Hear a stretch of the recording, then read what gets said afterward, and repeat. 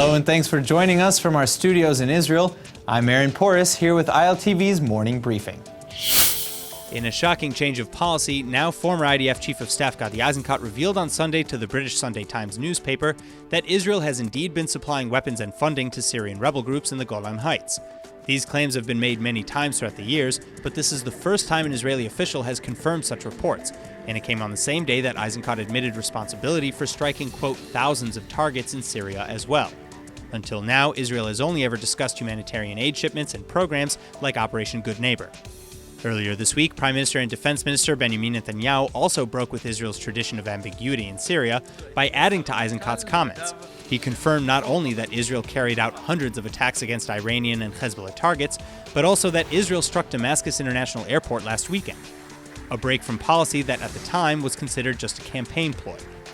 In his interview with the British Sunday Times, however, Eisenkot continued that the weapons shipments to rebel groups consisted of light munitions for self-defense, while a September report by Foreign Policy magazine quoted alleged Syrian rebel leaders and soldiers as saying Israel was arming and funding at least a dozen different groups to prevent Iranian and Iranian proxy forces from advancing southward.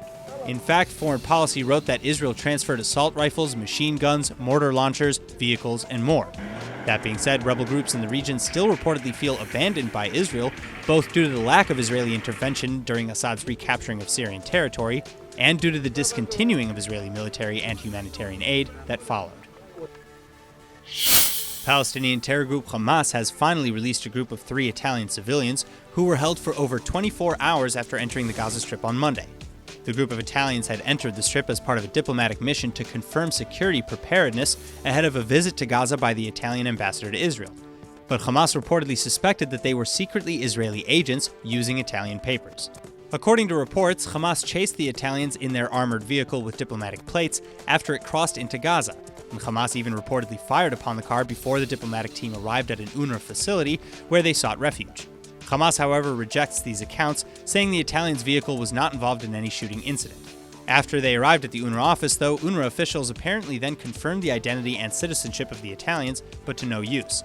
Hamas military forces surrounded the UNRWA building and held everyone inside for over a day. It wasn't until after the Italian ambassador to Israel spoke with Hamas head Ismail Haniyeh that they were checked again and released.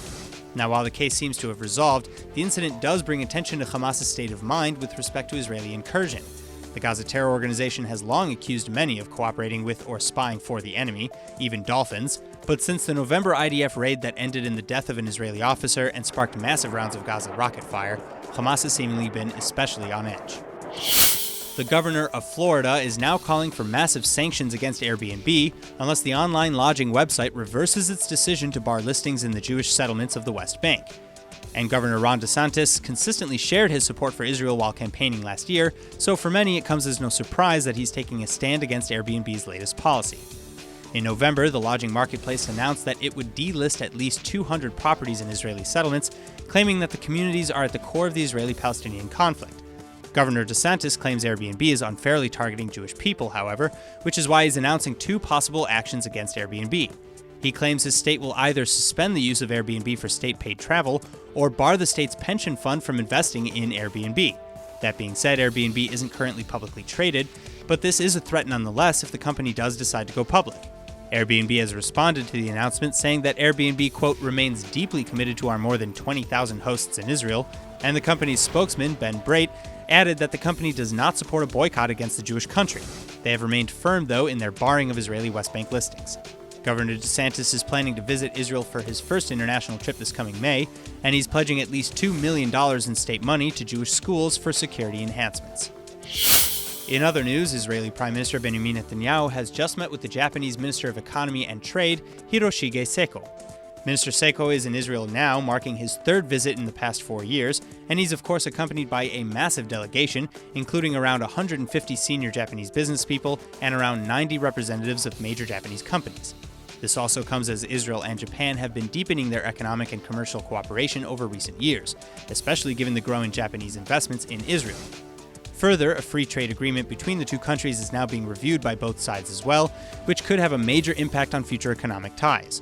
Around 70% of Israel's exports are shipped to countries that have signed free trade deals with the country. And already, without such a deal in place, trade between Japan and Israel amounted to around $3.5 billion in 2018, an increase of around 20% from 2017. In fact, today, Japan is the 11th largest importer of Israeli goods in annual turnover. So given that economic ties between the two countries are flourishing, it's also then no surprise that there's even discussion to establish direct flight routes between Japan and Israel soon. I, for one, cannot wait. That's all for now. I'm Aaron Porras, and see you later with our main daily broadcast from Israel at 2 p.m. Eastern Time.